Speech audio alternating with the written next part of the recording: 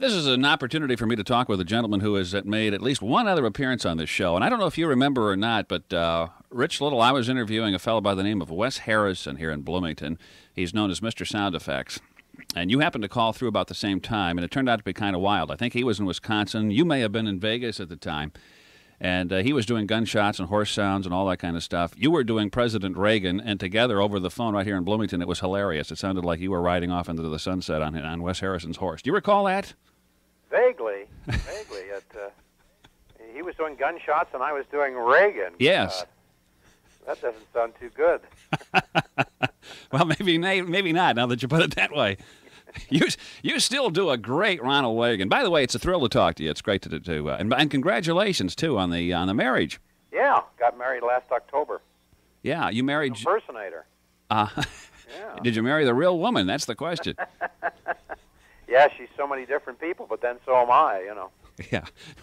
Would the real people please say the vows? You got married. That's we joked about that when we were saying I do. Where we do it in all these different voices. You got married at the MGM Grand, as I recall. Right. Back in October. Yep. And everything going all right at this point? Everything's going great, and because she does so many great impressions, she's now in the act, and that's great too. Now I don't have to pay her. Either you got a real dependent there, or some kind of an income tax. She's awfully good, and yeah. And because she does so many impressions herself, we now can do teams together, like George and Gracie, and Kermit, Miss Piggy, and Edith and Archie, and Kenny Rogers, and Dolly Parton, and Fonda and Hepburn. We do a lot of couples. You've had quite a few albums out in the past. The new thing is out on CD. It's Rich Little, Unclear, and President Danger, and you're both featured on there. Yeah, well, my wife and I did that CD just before Christmas, and a lot of political stuff in it, which is a little bit dangerous because the political scene changes every 20 minutes in this country. Yeah. And things can become obsolete very quickly. But there's some good cuts on there, and it seems to be doing well so far because we've got it in all the Sam Goody stores, and I think Blockbuster's carrying it. So it's making a little noise. Yeah, I don't know when the artwork was done, but there's a picture of a plane that has obviously just crashed in the White House lawn, so you know it's current. That picture of me on the cover, I look like Rush Limbaugh on it. It's not the most flattering thing I've ever seen. However, you'll live with it, right? Well, I'm used to it, because in my career, there were always people coming around to the dressing room after a show, and some guy who looked like me, and coming to meet me because he's been told all his life that he looked like me. Yeah, and they're usually heavier. Oh, they're usually 300 or 400 pound people with some of my features. And so the only ones I invited in were the better-looking ones. I was going to say you could grow into the part maybe in time. If I saw a Rich Little look-alike that looked thin and handsome, he got right in, I don't know, but there were more guys who looked like me, and there were more people who used to come backstage and do impressions for me, too. I used to get a kick out of that. I'm trying to figure out visually who you look most like, and it may be Nixon to me. I don't know. Well, I used to get that a lot, that Nixon, and I still do to a certain degree. It's the eyes, I guess, and a bit of the nose, but I don't know whether it's too flattering to say you look like Nixon, I'd rather have Sean Connery, to tell you the truth. But, all right. But I was, and Jack Lemmon. I was always compared when I was younger. Said, yeah, looking like Jack Lemmon, which was absolutely ridiculous.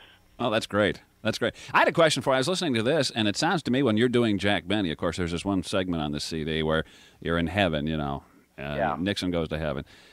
It sounds like an older Benny to me. Can you do the young as well as the old? When your voice changes as you get older, does that pose any problems for you? Well, I think with Jack, the main thing was he just got slower. I think when he was younger, it probably was a little more nasal, a little higher, but he got slower, and I don't know whether the voice changed that much, though. I think you're right, though. I think you get a little bit more resonant. When he was younger, he used to say, well, and later on it was, well. I think you're right. That's great. Who was the toughest one you do? I know that's a question you're asked a lot, huh? Well, I think Bill Clinton's pretty tough to do. Very tough. But you've got him down. Him too. Yeah. I imagine when there's an election, you keep hoping that somebody easy gets elected. Well, I hope Robert Dole gets in. Because I can look a little like him too. Yeah. And that kind of a monotone voice that he has, Robert Dole. I think if I get in as president of the United States, the first thing I'm going to do is pardon Bill Clinton. And he talks in kind of a monotone. So I could have fun with him. So I hope people vote for him. Because I always tell people to vote for the person that has the best voice, because that's the most important thing. Yeah. Had Ross Perot made it, really. Ross Perot would be great. I've still got Ross Perot in the wings. He's ready. And I can bring him out any time. Now, here's the deal, right? Here's the deal. Yeah, that's it. I don't know how you can shift gears so fast. It's a real talent, and obviously there aren't too many people in the whole world that can do what you do. Well, there's a fair number of impersonators around. I don't think there's as many as there used to be, though. Yeah. How did you get started? You never just worked with cartoons or anything like that, did you? Doing any voices just for crazy voices? I did some cartoon stuff, but not a lot in my career. No. Okay. No, not really, because I would do, I do impressions of other people and of well-known people rather, and you'd have to change them for a cartoon. Right. To make up your own characters, really. Yeah. So what you do is you pick a well-known person. This is what they do at cartoons. You pick a well-known person, and then you just change it a little bit so you don't get sued. That's the key right there. Yeah. Maybe give them a lisp or something, and then you've got a Warner Brothers stable of characters or something.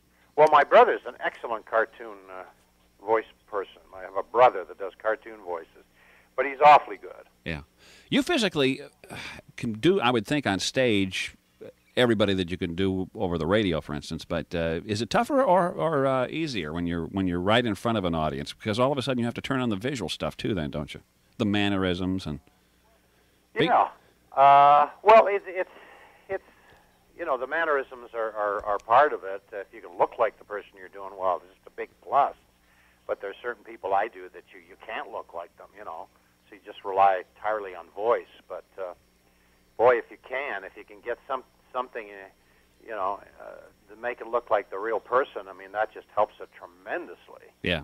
I can get that with Jack Benny and Jack Lemmon and George Behrens. John Wayne, probably? John Wayne a little bit, yeah. The bigger the star, of course, the easier it is to catch on it, I suppose, because they're ingrained in people's mind. Maybe it's just because I'm getting older, but it seems to me that the younger crop of people around here just aren't as, what am I trying to say, stereotyped as maybe some of the older ones were? Well, yeah, it's tougher to do the actors of today. You can do Tom Hanks, but you'd have to do him as a character in a movie. I don't think his just his straight voice is that recognizable. You could do him, as Forrest Gump, say life's a box of chocolates, or you do the same with Dustin Hoffman, in Rain Man, or Al Pacino and those kind of guys who play different kind of characters. That perhaps you could do the character they're doing, because their own voice is rather bland. I mean, how do you imitate Harrison Ford? Right. Or if you heard Harrison, if you did, it wouldn't get any reaction anyway. Nobody would really know who you were doing, or Robert Redford, or Dustin Hoffman, and it's just a straight voice that would be very, very hard to do. In fact, you hear some of these people, including Jack Lemmon. I guess you could recognize his voice, but Jack's very distinct. Some of these people are doing commercial voiceovers, and you don't really pay any attention to who they are sometimes. Yeah, I usually can recognize somebody who does a voiceover, but I don't know whether the public does. Yeah, to a certain degree. You have to have a great ear for it, and one of the things when you're on stage, I guess you have to be able to hear yourself, don't you? Yeah, you have to be able to hear it when you do it. That's one of the keys to doing impressions, be able to hear it and evaluate it and make the adjustments to maybe make it sound better. But if you don't hear it, you're in big trouble, because then you don't really know what you're doing. Yeah, for people who don't even have the slightest clue how difficult this is, and being in radio, I'll record something and play it back, and I'll think, boy, I was either going faster or slower than I thought I was. Exactly. But when people hear themselves for the first time on tape, they say, well, I don't sound anything like that, because you're used to hearing yourself inside your own head. Yes. So how difficult it is for you to do what you're doing is just amazing to me. The people that are in the business, they usually know what they sound like, because they hear it all the time, like you would. But the average person on the street really doesn't know what they sound like. And when you put their voice on tape, they usually deny it. They say, "Oh, something wrong with the machine," or "I'm not that nasal." Yes, you are. Awful. So people don't hear it. That's very true. Yeah. Let's talk a little bit about Rich Little here, or anything you want to talk about in the next 5 minutes, because that's about all we have. You grew up in Branson. My wife and I are off to Branson. Okay. And what theater are you in down there? Well, we're going to perform at the Osmond Family Theater. Okay. You're back, in fact, by popular demand, I'm told. Well, this is our third time there, and we're playing the Osmond Theater from March 23rd to the end of May. Okay, that's in our neck of the woods, certainly. And we're doing 2 shows a day at 2 o'clock and at 8 o'clock, so it's going to be a bit of a grind, but it's great fun to perform in Branson because they're family audiences, and they go strictly to see the entertainer. There's no liquor, there's no gambling, and so it's very enjoyable. You have to really keep it squeaky clean, but that's okay. Yeah, because you can do it. Well, Clark Gable has to say, "Frankly, Scarlett, I don't give a darn." You know. The one I have the most trouble with, though, is Jack Nicholson. You know, when I go to Branson, Jack is saying, "Well, golly gee, mister, shucks, darn it, son of a gun," you know, which takes a little off Jack Nicholson. I was going to say, if you did Red Fox, it might throw the whole act. Imagine if somebody did something to Jack Nicholson, and he turned to them and said, "Shucks." You know, that's kind of funny, though, just when you think about it. But it is true. You have to really be aware of that. Otherwise, you'll get letters. People become outraged if you mention words like, gosh, like sex. I mean, in Branson, you know, you've got to say a romantic encounter. That's the way you do it. With Formica on top of the encounter. Now, that's a different kind of counter, I guess. Sometimes you can get away with things because they don't really know what you're talking about. Who's the wildest character that you do? Jay, you do anybody from Jackie Gleason to Paul Lynde to Henry Fonda, John Huston. Jay. Wildest? Yeah. Oh, I don't know. Because you have to move your voice box around. I don't know how you do it muscularly, but well, some voices like Louis Armstrong. When I do, I usually close my show doing "It's a Wonderful World," and you know, if you do a lot of Louis Armstrong, you can that'll do you in. It can not damage, but it can put a strain on your vocal cords. Yeah, you know, there's a similarity there. I had the chance to interview Mel Blanc. One of the biggest thrills I ever had was talking to him as well. Mel Blanc was a genius. He really was. And I all of a sudden I started doing the Benny part, and he did the seaside thing. And it was just a thrill. Did he do that with you? Yeah, it was just spontaneous. Oh my God, that must have been a thrill for you. One of the greatest thrills I had in this whole career. Ah, wow. but that was great. But he said the most difficult voice that he had to do was Yosemite Sam. And if you think about it, that's pretty much like Louis Armstrong, isn't it? Kind of that gravelly kind. Well, it's just a gravelly voice, and my brother can do them, but Noel, who his son, you know, Mel Blanc's son, Noel, yeah, that's one he can't do. It's just a real strain. Yosemite Sam. I say, son, boy, you know. That's good. Foghorn Leghorn, isn't it? That's good. Foghorn Leghorn, I guess, based on a Kenny Delmar character, too, come to think of it. Yeah. You must have a love for old pictures and old... Love old movies, yeah. Yeah. Is that what got you into this whole game in the first place, or...? Oh, I think so, yeah, and imitating teachers and have them look at you like with that blank stare, wondering who you're talking as. Yeah. Not recognizing themselves, and then the kids laughing and everything, and that was great fun to put the teachers on. I mean, not only to imitate them, but to have the wrong answer coming out of the teacher's voice, you know. Yeah, ventriloquist besides, man, you got it made. I used to get in a lot of trouble imitating the teachers, you know.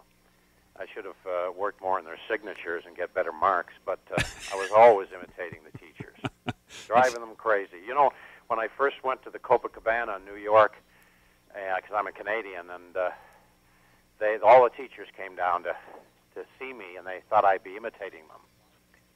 And why would you do the teachers in New York in a nightclub, you know? And they were all a little upset. They all went back to Canada saying, "You didn't do me." That's funny. They didn't see themselves. Well, you see, at school, I was just imitating the teachers, so they didn't know I did anybody else. But imagine thinking I was going to go into a club And do them. My whole act imitating Mr. Tom, Mr. Felker, Mr. Rentner. Yeah, to the rest of the audience, it would be lost. Yeah, that's true. Yeah, the audience going, gee, that's Felker, all right. You have to do people know. That's it. That's the key to it. Sometimes we like to do people that you like, singers that you like, but maybe the audience don't know them. Yeah. It's gone then. That's something you got to be aware of. Yeah. So you're going to be in Branson, Missouri. Let's just do a plug here because we don't have much time. Branson, Missouri again when? On March 23rd, about a couple of weeks. Okay. And then you'll be in Vegas again off and on, I think, throughout the year, huh? Yeah, I'm going to do Myrtle Beach, I think, maybe this Christmas, which is a great spot to perform. In fact, you have played in our town. You've played in Bloomington Normal before at Illinois State University. I've played there many times. Yeah. So if people want to get a hold of the CD, in fact, this is basically an act that you do right now, isn't it? Or you have done? No, it was written strictly for the CD, that material. Oh, okay. Well, it's like an hour or so, and it's available wherever they sell CDs. Sam Goody stores, Musicland, and Blockbuster. Yeah. Hey, congratulations again on the wedding. It's great to talk to you, and I hope we get a chance to do it again down the road sometime. Yeah, me too. I enjoyed it. Thank you, Rich. Okie doke. Appreciate it.